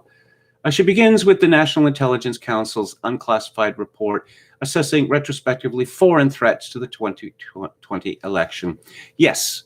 And of course, everything from the esteemed intelligence community is, we know what it is. It's bogus. The Iranians, the Chinese, the Russians, no, most of the report is about Russia. Unlike in 2016, Russian intelligence operatives weren't in the business of hacking and leaking this time around. Instead, they concentrated on planting what they would call compromat. You see, this is a technique that journalists like to use, not just journalists. Ooh, compromat. It's a foreign word. Sounds pretty serious, so it must be true. The NIC focuses in particular on the activity of Andrei Derkach, a Russian agent and Ukrainian citizen who used former President Donald Trump's lawyer, Rudy Giuliani, to spread disinformation about Joe Biden and his family. The report also mentions Konstantin Klimnik, another Russian agent who was playing the same game. Oh, you remember that blockbuster report from the New York Post? It's disinformation. Okay. Where? Where is it? Show me how this is disinformation. Was Hunter Biden in the Ukraine? Did he earn a small fortune for a no-show job? Was he in China, where he earned a lot of money for doing what? Introducing the Bidens to China? Is she going to say that this is not true? Oh, elsewhere in the Atlantic, Franklin Foer informs us that Russiagate was not a hoax. Yeah, they're just going to keep pushing this. We know where Russiagate comes from. It came from the Hillary Clinton campaign, which paid for what one might call compromat on Donald Trump, and came up with the notorious PIS dossier, as it was once called. That what can I say about Anne Applebaum? Well, she's a neocon, of course. And, well, she's a conspiracy theorist, a genuine conspiracy theorist. And she is clinging to the utterly debunked Russiagate hoax. I don't know. In order to prop up Joe Biden, in order to prop up this new campaign of the United States starting to bomb people all over the world again, in aid of what? One wonders. So, before I go to the book club, I'm going to go back to the chat. Geez, he still says, I remember back in the early 90s, Sarah Jessica Parker would show up on Letterman in slip dresses. If you can't make them look up, at least give them something to look down for. Visionary Companion says, I try not to go to the physiognomy route of criticism, but sometimes I can't resist. No, physiognomy is real. Pelcastle88 says, AOC looks like Mr. Ed's Puerto Rican girlfriend. You know, I don't like to make fun of women for their looks, okay? But I make an exception to this when we are told, when we are ordered, in fact, to believe that such and such a woman, is tremendous, is beautiful. I've seen this, Lena Dunham, beautiful, stunning. No, she's the opposite of that. Lena Dunham is objectionable in many other ways. But, you know, when I'm told that Sarah Jessica Parker is beautiful or tremendously attractive or sexy, I mean, I've never met the woman, okay? And I can only judge her by her movies and her interviews and pictures. But, of course, you know, I don't know most of the people who are judged to be, you know, beautiful, tremendously attractive, sexy, or whatever. Again, I can only judge them at secondhand. And judged secondhand, Sarah Jessica Parker is none of those things, but there has been, you know, so, you know, I'm willing to say that the emperor is has no clothes. And let's see, Lady Maga is a tough dude. Okay. I don't know who Lady Maga is. Is that referring to the former First Lady? Visionary Companion says the ugly leftist rhetorical promotion of class hostility scared a lot of ordinary people into a denial of the reality of class. Yes. No, this is absolutely true. And I suppose I was a victim of that myself, or I bought into that nonsense for the longest time. Oh, the elite has your interests at heart. Do they? Do they have my interests at heart? They certainly have their own interests at heart. What evidence is there that they have my interest at heart? Oh, well, you know, to insist otherwise is to what? Hurt their feelings? You don't get very far in that world, in the elite world, if you're a sensitive person. Oh, okay. So let's talk about our book today, which is by Tom Wolfe, and it is called Back to Blood. And it is about the city of Miami, or I suppose Greater Miami. And the book was not a success. Not a success. Why wasn't it? You see, I had read I Am Charlotte Simmons, his previous novel, and it was a tremendous disappointment to me. It seemed a depressing book, and there were no jokes in it, and Wolfe was famous for his jokes. Tom Wolfe had a heart attack, a major heart attack, when he was writing I'm Charlotte Simmons. And, major heart attack, particularly at his age, it tends to have a really profound effect on people mentally. They tend to become rather sentimental, teary, and the like. But Back to Blood is definitely a return to form by Tom Wolfe. Let's talk a little bit about him. He was born in 1930, and he died in 2018. As I mentioned earlier, he was a scholar. He received a PhD in American Studies from Yale University.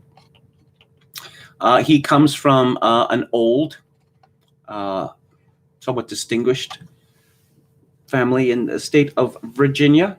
He was born in Richmond, and his father was an agronomist and editor of the Southern Planter. And he was offered teaching jobs after he graduated, but he wanted to work as a reporter, and he began in Springfield, Massachusetts. He went to the Washington Post, the New York Herald Tribune, and at the New York Herald Tribune, he began to invent what later became known as the new journalism. And there's a famous story, which is apparently true, that he was commissioned by Esquire magazine for a long think piece on hot rod culture in SoCal, and he couldn't write it. So his editor, fed up, exasperated at deadline, said, "Why don't you just send me your notes?" And he sent the notes, and this was published as the piece with few mistakes. Wolfe became legendary with an essay that he wrote called Radical Chic, which was about a fundraising party for the Black Panthers at Leonard Bernstein's apartment. Radical Chic entered the lexicon, it was published with another essay called Mau Mauing the Flatcatchers, and Mau Mauing entered the lexicon. Mau Mauing was how so-called community groups, that is to say, thugs or organized thugs, managed to terrify city bureaucrats into giving them money for organization. The Right Stuff, I suppose, is his most popular book. It's about the Mercury astronauts. It is absolutely tremendous. The movie, not so good. Was Philip Kaufman directed the movie, and Philip Kaufman, this is a book. It's a book about heroes, and I guess Philip Kaufman was not comfortable with heroes, and it's a very snide, sarcastic movie. Oh, and let's drag a bunch of racial stuff into it because Alan Shepard used to do imitate the comedian Bill Dana and his Jose Jimenez, and that must be punished. It must be punished with an enema in the film. That's the kind of film it was. Wolfe's books, his two books about painting and architecture, The Painted Word and From Bauhaus to Our House, are not only tremendously funny and informative, they are invaluable. So Wolfe decided he wanted to write a novel, and it was originally serialized in a Rolling Stone magazine, which had been involved with The Right Stuff.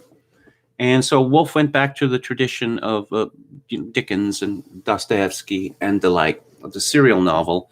And I read it in Rolling Stone, and it was very good. But the final version of it was considerably different. The book The Bonfire of the Vanities came out in 1987, and this book could not be published today, certainly not by a major publisher. it gives so many truths, well, about race in America, actually about class in America as well. And the people who, the elites of America, they don't like to believe that there is a class system. Oh, what, your name is Chauncey or something like that? Or as Wolf pointed out, you have one of your ancestors was called, McDonald. So your first name is McDonald, that you are really high class. You're not nouveau riche, Oh, and you went to St. Paul's School and you went to a Yale. But no, that has absolutely nothing at all to do with your subsequent success. A Man in Full, Wolf's novel about Stoicism, I think is an absolutely tremendous achievement. There is a set piece in there of a man in prison in California, and just the horrific conditions in prison, and rape and the like. And I thought, I believe the initial printing was 2 million copies, A Man in Full, and I thought that this was going to spur prison reform, because conditions in American prisons are simply horrific. But no, there's no interest in prison reform in the United States. I Am Charlotte Simmons was a dud, at least as far as sales go. And Tom Wolfe had been at Farrar, Straus, and Giroux, perhaps the toniest American publisher, well, right from the beginning. But they didn't think his books were worth all that much. And so he moved to Little Brown, and he got an advance of $7 million for Back to Blood. It was even more of a failure than I'm Charlotte Simmons. And I think I can explain why. It's rather similar to what happened to Alexander Solzhenitsyn. That Solzhenitsyn, after his Harvard speech, the elite decided this man was radioactive. This man was talking about patriotism. He was talking about nationalism. He was a Russian. He was not a citoyen du monde. And all of this, again, we can't have it. And so, after August 1916 and Lenin in Zurich, Solzhenitsyn continued to add to his history of his novelistic history of World War I, but this was simply ignored in the West, and the books are only beginning to be published now, and they've had to raise money to do so. It became obvious, I guess, with Bonfire of the Vanities, that Tom Wolfe was, a right-winger, that he was not a liberal, and that he was not afraid to speak the truth about race.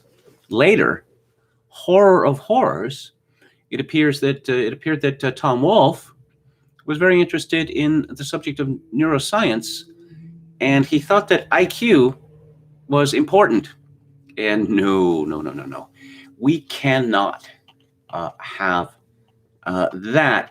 I think the critics made the same mistake with Tom Wolfe that they famously did with Marshall McLuhan. McLuhan said, and of course, Tom Wolfe wrote a famous essay about Marshall McLuhan called "What If He's Right?" McLuhan said that because I write about these things, people think I agree with them. In fact, I do not agree with them. I am very much opposed to them.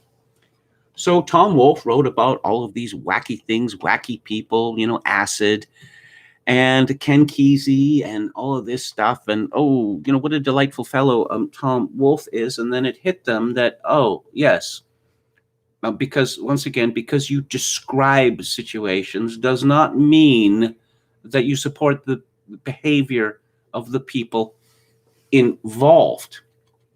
And so the critics turned savagely against Tom Wolfe. I'll give you an example. I'll give you an example here from Alan Barra in Salon from 2012. And Barra is, I believe, he's been a sports writer. Yes, suppose someone gave a manifesto and nobody came. Almost 25 years ago, the author made a case for the realist novel. His silly new book suggests he should read it. You see, most of these critics were clever enough not to say, Tom Wolfe is talking about things that shouldn't be talked about. No. Tom Wolfe's books are really long and they're really boring and there's too much detail in them. And they're not realistic because, realism, real life isn't like that. It isn't? Really? Well, we saw how prescient Bonfire of the Vanities is that it described Al Sharpton before there was Al Sharpton. And the Reverend Kenneth Bacon. Barra writes, and now we have Back to Blood set in Miami, which we are reminded is the only city in the world whose population is more than 50% recent immigrants. Recent immigrants from over the past 50 years. Now, you can see where this is going, can't you? One of the characters in the novel says that in Miami, everybody hates everybody else. Well, in the world, everybody hates everybody else. But this is anathema to the prevailing worldview, in that people are essentially the same all over the world. Barra continues, if you have read all of Wolfe's novels, you have read one of them. Yeah, I suppose you could say the same thing about Charles Dickens, if you like.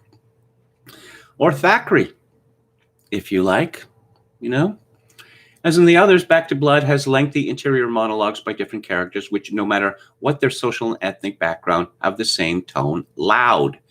Much of their thought is expressed in italics, and each is allowed just one primary motivation. That is definitely not true. Some kind of ambition, almost always money, sex, or status, or in a few cases, revenge. Money, sex, status, and revenge. There's your 4 motivational food groups right there. I mean, obviously, people are motivated by other things, but to criticize a novelist for his characters being motivated by money, sex, status, or revenge. Oh, what world does this Alan Barra live in? Well, not the world I live in. I don't think that it's not the world that most people live in. Barra continues, I don't know how many notebooks Wolfe filled while on his excursions through Miami's Haitian and Cuban neighborhoods in his white suit, but from what I read in Back to Blood, the only thing he documented is the inner workings of his own mind when confronted with subcultures more exotic than his own. You see the assumption there that these subcultures in Miami are more exotic than Wolfe's subculture. All Wolfe's literary huffing and puffing can't capture in 700 plus pages a Miami that comes naturally to genre writers like Charles Wolford or Carl Hiaasen in a 200-page paperback. Back to Blood isn't realist fiction, isn't naturalism, it isn't like a novel at all. It's more like a treatment for a very long miniseries. In the end, Wolfe seems to have forgotten his own manifesto.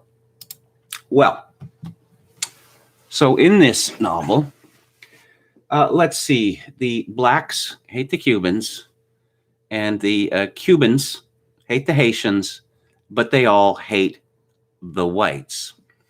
The title Back to Blood is obviously would absolutely infuriate the critics for the reason that Wolfe expresses that blood is the primary motivation of the various peoples of the human race. But of course, we know that it's what, justice or something like that. Here's a section. A phrase pops into his head from out of nowhere. Everybody, all of them, it's back to blood. Religion is dying, but everybody still has to believe in something. It would be intolerable. You couldn't stand it to finally have to say to yourself, why keep pretending? I'm nothing but a random atom inside a super collider known as the universe. But believing in, by definition, means blindly, irrationally, doesn't it? You see the reference to James Burnham thought the same thing. So my people, that leaves only our blood, the bloodlines that course through our very bodies to unite us. La raza, as the Puerto Ricans cry out. The race, cries the whole world. All people everywhere have but one last thing on their minds, back to blood. all people everywhere, you have no choice but back to blood. You see that the, as we like to say, racialized characters in Back to Blood, they are very interested in race indeed. Well, almost obsessed by it, one might say. Whereas the white characters, race, social construct, race isn't very important. Well, to paraphrase Leon Trotsky, you may not be interested in race, but race is interested in you. The white characters in this novel, and typically the white characters in all of Woolf's novels, they're interested in class. They're interested in status. The book is about, there's quite a few characters in it, but I suppose at the center is a Cuban-American policeman named Nestor, not Nestor, but Nestor Camacho. And we learn that he is a bodybuilder. We learn that he is only 5'7" tall. And he weighs about 160 pounds, but he is sculpted.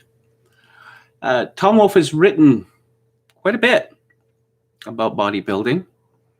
And I don't know whether this is his opinion, but the gorgeous Cuban-American woman, Magdalena, who is romantically attached to Nestor at the beginning of the novel, she believes this extreme bodybuilding is absurd and makes men look absurd. And she expresses the opinion that it's a substitute in a way for real masculinity, that she later hooks up with a psychiatrist, in fact, who is an expert on porn addiction.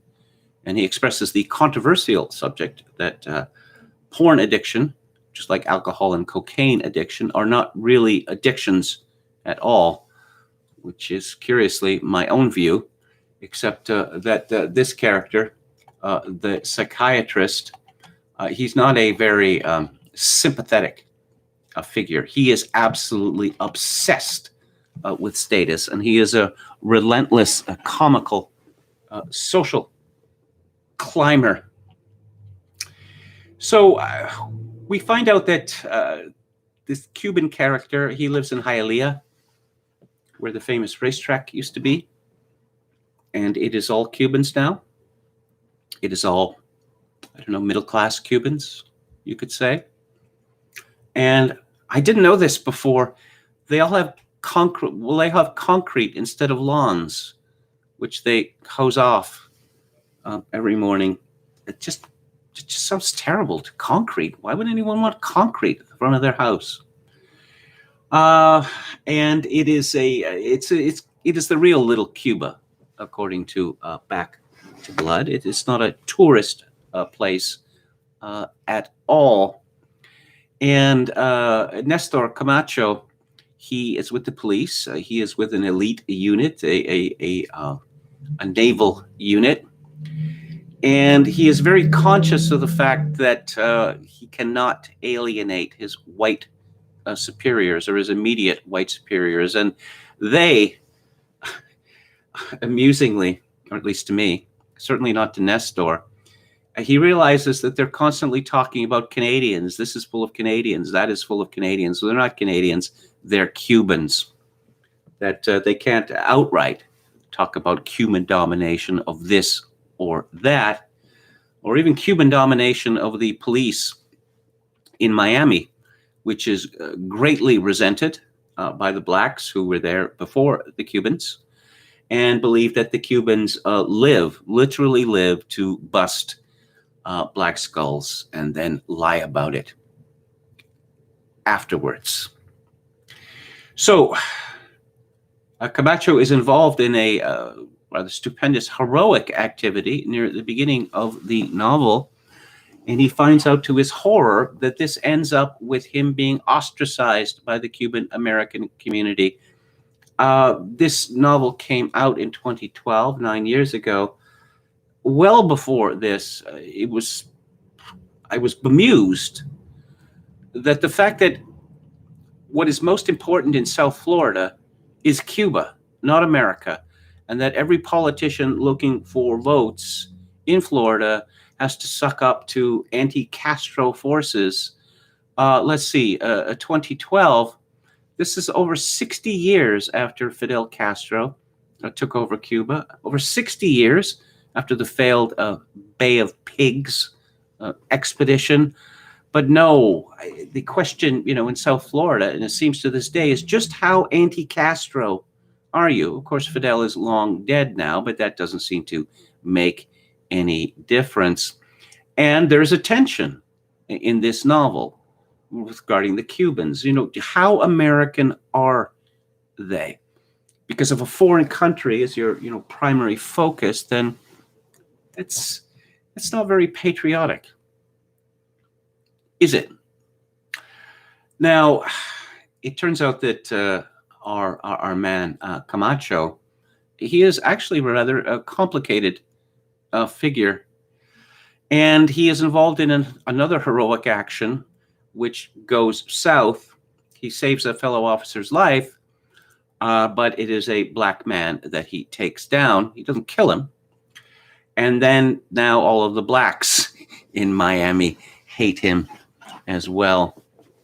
Meanwhile, we are introduced into the world of porn addiction, and we are introduced into the world of Art Basel, and also of art forgery, which I talked about an article in the New York Sun a few days ago. It's very amusing indeed, to read about people, billionaires even, dressing like slobs, acting like maggots, as one of the characters describes them. They have to get to these pieces first, and the measles, waiting for the measles when they have all the red stickers put on them to indicate that they are sold. And of course, this is the new art, which involves no physical manipulation whatsoever, which, of course, as we know, as the character called AA, the art advisor, pronounces, that all great art is really a commentary on art. Ah, yes, meta über alles. And of course, that is not true. But it's mentioned in the novel, something that I've talked about before, that all the great art is long gone. But there's a certain type of class of person who wants to be considered intellectually responsible, who is willing to pay top dollar and beyond for what is considered to be great art, but which is the creation of publicists. And it's very amusingly described. And I will read to you, to give you a flavor of this book. A little hallway opened up into the main exhibition hall. The place must have been the size of a city block all by itself. The ceiling was what? 3 stories high? 4 stories? All in darkness. The lights were below, like the lights of a city, the lights of incredibly long rows, streets, avenues of booths, of galleries from all over Europe and Asia, as well as the United States. Must be hundreds of them. Art for sale, a gigantic bazaar, just lying there, spread out before these, the most important maggots. All theirs. See it, like it, buy it. The clump of frenzied old men began to break apart. They began to regain their voices, but all were drowned out by a bellowing voice just inside the entrance. Get out of my way, imbecile! I crumble you on your piece of paper. It was Flabetnikov, trying to maneuver his big belly past a security guard who stood between him and all the irresistible treasures beyond. The guard was in a dark gray uniform with all sorts of cop look-alike insignia on it, including a shiny badge. Magdalena knew that type at a glance, not just any security guard, but a classic Florida redneck. Thick buzz cut of reddish blonde hair, meaty, fleshy, huge forearms, stuck out of his short-sleeved shirt like a pair of hams. In one hand, he held an official-looking document up before Flabetnikov's face. Flabetnikov swatted it aside and struck his face directly into the rednecks and roared in his deepest voice, spraying spittle. "Now you won't get out of my way, you understand?" With that, he placed the heel of his hand against the redneck's chest, as if to say, "And I mean it, you either get out of the way or I'll throw you out of the way." Big mistake. Faster than Magdalena would have thought he could move, the redneck bent the arm of the hand that touched him into some sort of hold that locked Flabetnikov up. His voice, his body, his soul, not a peep out of him. He seemed to know instinctively that here was a good old country boy who would happily beat a fat Russian senseless and feed him to the hogs. Magdalena turned towards Fleischmann. Fleischmann is a billionaire porn addict who is under the control of the psychiatrist Norman. But they were no longer beside her. They were 3 or 4 feet ahead. Fleischmann nudged Norman in the ribs with his elbow, and they looked at each other and grinned. AA was ahead of them, walking at a terrific pace, heading presumably toward the Jeb Doggses. And Jeb Doggs is he's the luminary du jour. He has formed a new kind of pornography. To nail down the advantage, now the security guard had terrified Flabetnikov and stopped him in his tracks. Maggots were rooting and slithering all over the place with their advisors, scurrying toward the booths of their dreams. Over there, a shoving match. Looked like 2 hedge fund managers from someplace in Connecticut, Fleischmann had pointed out. Even farther ahead of Magdalena, there was now a ha-ha-ha-ha cackle. And Norman's looking back at the 2 chubby little pugilists, but not Fleischmann. He and his AA, Miss Carr, were all business, about to head into a booth. A big hearty maggot. Magdalena remembered him from the line, comes up from the side, smiles, and says, "How's it going, Marilyn?" AA looks at him for a split second with a wary look that asks not who, but what is this creature?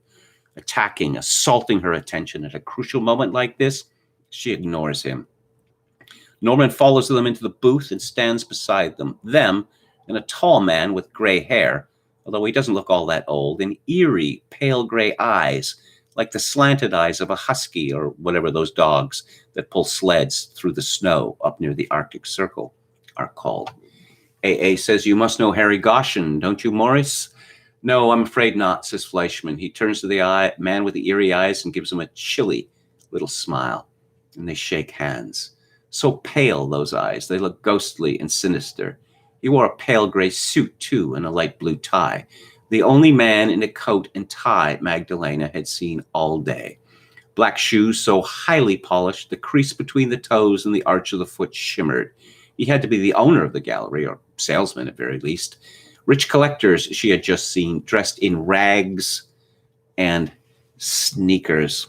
A bellow, a roar, here he comes. Flabetnikov's T-shirt upholstered bulk must have gotten loose.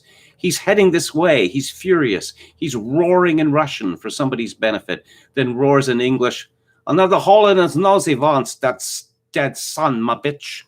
Goshen acts as if he doesn't hear it or just doesn't care. No raging Russian is going to interrupt this streak. Flabetnikov growls and roars and vows to put yet another hole in this son my bitch's nose. He's coming closer. Fleischmann seems calmer, but he still accelerates his mission. Another red dot, 3.5. That's million, by the way. Another red dot, 1. Red dots, red dots, red dots, 2, 4 for the orgy scene. Dear God. Then 917. All those red dots. This must be what they mean when they talk about the measles. If those numbers meant what Magdalena was beginning to believe they meant, Fleischmann had just spent $17 million, or 17 million minus 83,000, assuming 917 meant 917,000 in less than 15 minutes. And if Marilyn Carr, with her fair white thighs and English bob, got 10% from the seller, the ghostly husky, and 10% from the buyer, Fleischmann, she had just made $3.4 million for herself, assuming Norman had explained the commissions accurately. So there's a taste from Back to Blood, which I'll just repeat that I considered a tremendous return to form after the disappointment of our I Am Charlotte Simmons. Just one other thing. You know, Wolf is exceedingly well attuned to differences in race and in class, but also, and this is very important, to intelligence.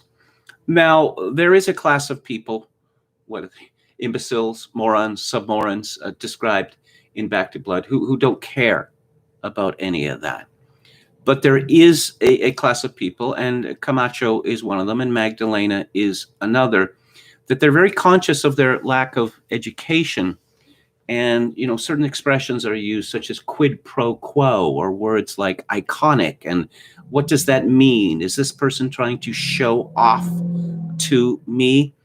And alternately, this use of language that certain characters don't understand results in embarrassment or irritation or even anger in the characters.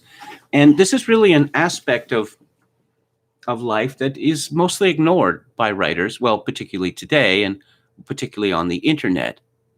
Yes, you are going to understand all of my cultural allusions. Well, why? Why would that assumption be made?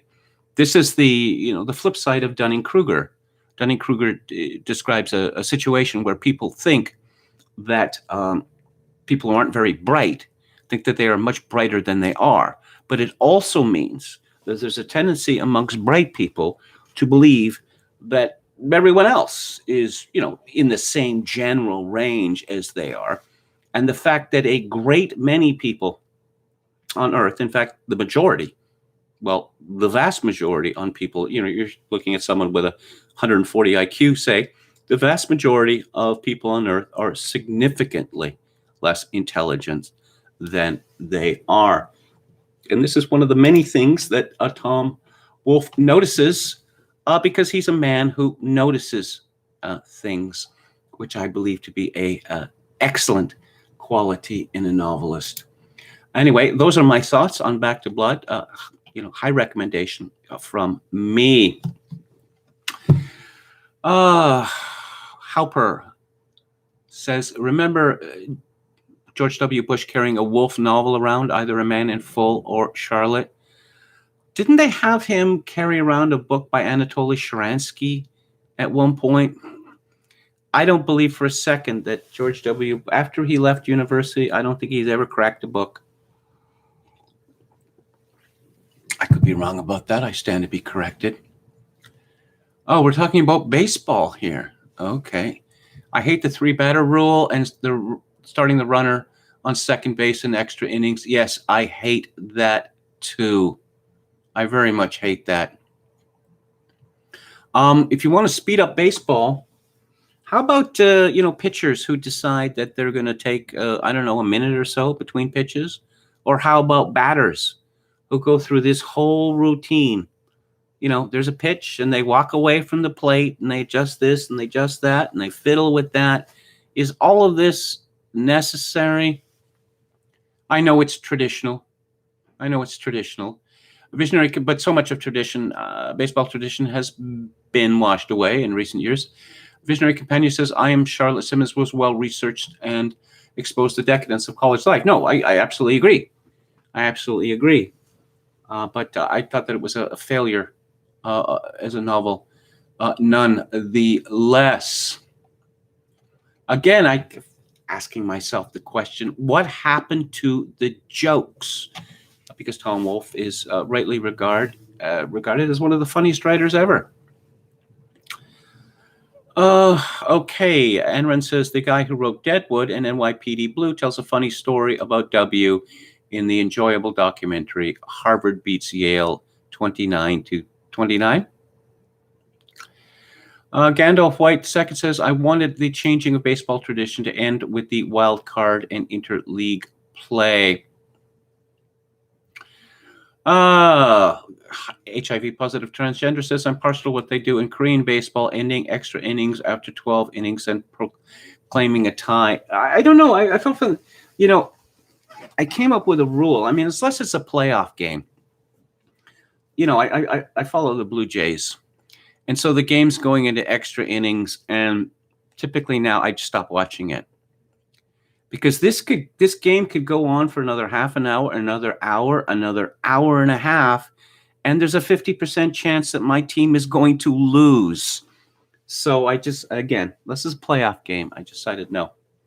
I'm not going to keep watching. Okay, so that is the show for today. If you like the show or any part of it, I appreciate it if you'd click on the like button and subscribe to my YouTube channel if you have not done so already. I'll be back on the air tomorrow at, no, it's Friday. I will be back on the air Monday at 4 p.m. Pacific, 7 p.m. Eastern. And what are we going to be talking about culture-wise next week? On Music Monday, I am going to be talking about so-called authentic classical performance. On Theater Thursday, I'm going to be discussing Jean-Luc Godard's 1967 classic Weekend. And on the book club, I'm going to be discussing The Coming of Neo-Feudalism by Joel Kotkin. If you'd like to make a donation to this live stream, and as I explained at the top of the program, I'm going to be thrown out of where I'm living in about 5 days unless I get, several $100s. I'm in a desperate situation, and so I would greatly appreciate donations to the live stream at this time. They can be done through PayPal at Kevin_Grace@hotmail.com. Once again, Kevin_Grace@hotmail.com. Or if you are in Canada, it can be done directly. Donations can be made directly via Interact at kevingrace@shaw.ca. As to suggestion of a money order, as I said earlier, if my situation becomes more stable, and I'll know that shortly, then yes, that could be done. But I wouldn't want anyone to send me anything by mail now because of the possibility that it would be lost in transit. Well, my transit, actually, specifically. And as always, I leave you with this. In these days of social atomization and civilizational collapse, I do dearly wish that you, my dear viewers and listeners, manage to forge a genuine human connection in order to ease the burden. Good night.